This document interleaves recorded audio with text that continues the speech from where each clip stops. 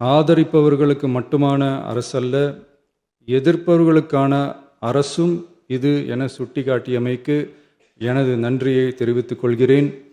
முந்தைய அரசுகளால் கொண்டு வரப்பட்ட முக்கிய மக்கள் நலத்திட்டங்கள் தொடரும் என்ற உறுதியை தெரிவித்துக் கொள்கிறேன். இந்திய யூனியன் முஸ்லீம் லீக் கட்சியின் சார்பாக உரையாற்றிய மாண்புமிகு திரு ஆமு ஷாஜகான் அவர்கள் தீர்மானத்தை வரவேற்று வரலாற்று சாதனை இந்த அரசு படைக்கும் என வாழ்த்தியுள்ளார்கள்.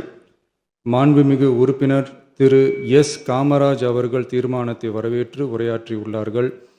இந்திய கம்யூனிஸ்ட் கட்சி சார்பாக உரையாற்றிய மாண்புமிகு திரு ராமச்சந்திரன் அவர்கள் தீர்மானத்தை வரவேற்று பேசியுள்ளார்கள்.